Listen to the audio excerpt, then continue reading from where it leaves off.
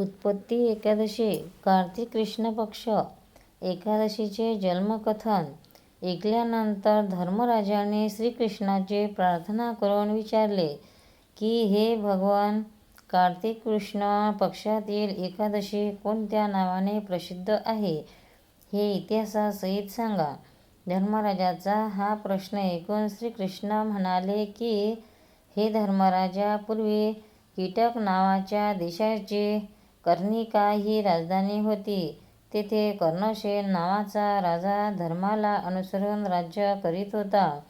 तो न्यायाने वागत असे, प्रजेवर जुलूम करीत नसे, प्रजेला असहाय्य कराच्या चरकात घालून पिळून काढीत नसे, न्यायाने जेवढा कर वसूल करायचा तेवढाच करीत असे, त्या कराचा विनियोग प्रजेच्या रक्षणार्थ करीत असे, प्रजेवर येणाऱ्या संकटाचा व दुःखाचा परिहार करण्याकरिता नेहमी जागृत असे.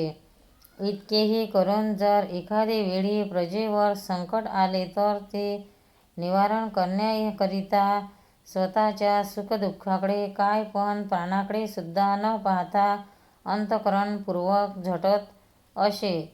एकंदरीत प्रजेच्या सुखाकरिता व उत्कर्षाकरिता जे जे करायचे असते ते ते करायला तो नेहमी तयार असे.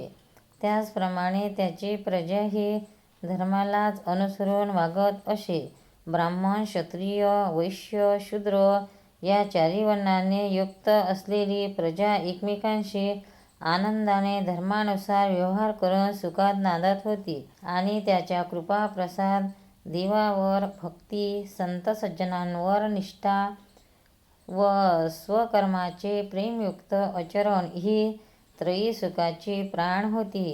एकंदरीत राजा व प्रजा धर्मानुसार वागत असल्यामुळे ती कर्णिका नगरीच नव्हे तर तो कीटक देश सुखी होता.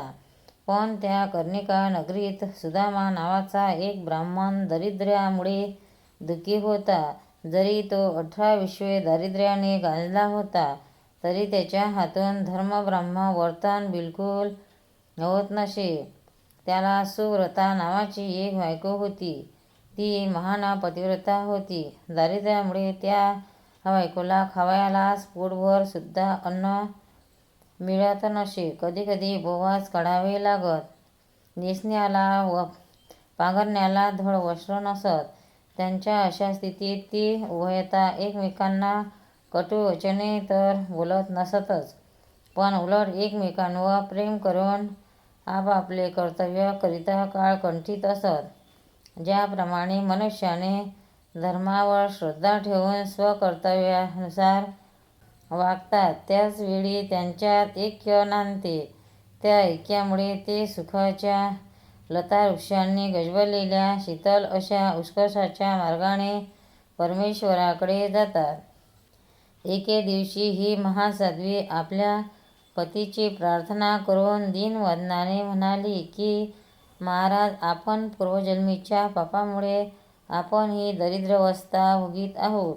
महाराज, दरिद्र्यांना सगळे सोयरे जवळ करीत नाहीत, ओळखत नाहीत. चार लोकांत मान मान्यता मिळवायला द्रव्याची मदत होते.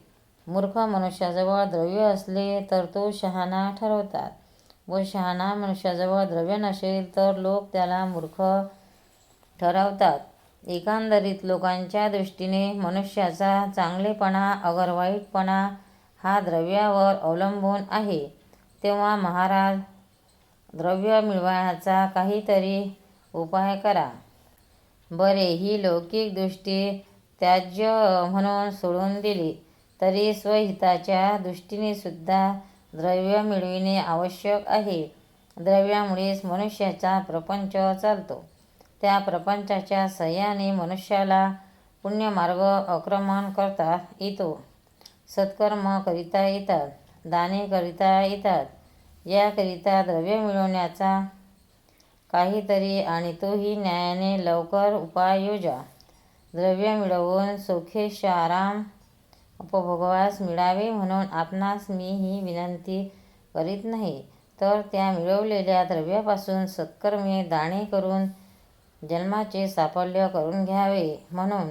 यामुळे तिचे हे धर्मयुक्त मधुर भाषण ऐकून तो ब्राह्मण तिला म्हणाला की हे सुव्रते, तुझे हे भाषण सत्य आहे, पण द्रव्य मिळवण्याकरिता मनुष्याने कितीही प्रयत्न केले तरी त्याच्या नशिबी जेवढे लिहिले असेल तेवढेच मिळते. पूर्वजन्मीच्या सत्कर्माचा भाग्योदय झाल्याखेरीज या जन्मीच्या दारिद्र्याचा आधार नाहीसा होणार नाही. अमावास्येच्या रात्री चंद्रदर्शन कसे होईल ते होण्याला योग्य कालाची वाट पाहावी लागते.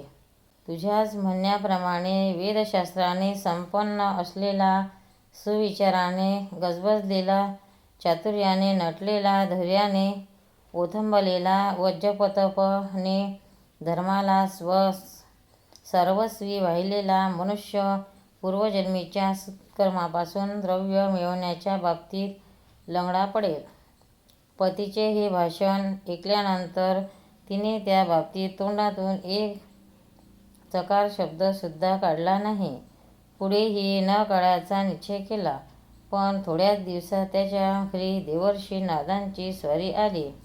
नारदांना पाहताच त्या दोघांना गगनात मावणार नाही इतका आनंद झाला. त्यांनी आपल्या सामर्थ्याप्रमाणे नारदाचा योग्य सत्कार करून साष्टांग नमस्कार घेतला आणि म्हणाले की महाराज, आपले पवित्र चरण आमच्या घराला लागल्यामुळे आम्ही धन्य झालो. आमच्या जन्माचे साफल्य झाले. महाराज, संतांचे दर्शन झाल्याबरोबर त्रिताप नाहीसे होतात. आता आमच्यावर कृपा करा. आम्ही दारिद्र्याने अत्यंत पीडलो आहोत, तेव्हा ते नाहीसे होण्याला आम्ही कोणता उपाय योजावा ते सांगा. त्या ब्राह्मणाचे ते दीनवाणे भाषण ऐकून नारद म्हणाले की हे ब्राह्मणा, दारिद्र्य नाहीसे होण्याला तुला एक सोपा उपाय सांगतो, ते ऐका. जर तू उत्पत्ती एकादशी ते व्रत सामान्य एकादशी व्रतात सांगितल्याप्रमाणे करशील तर तुझे दारिद्र्य नाहीसे होऊन तू धनाढ्य होशील, सर्व पापापासून मुक्त होशील व अंती सद्गती जाशील.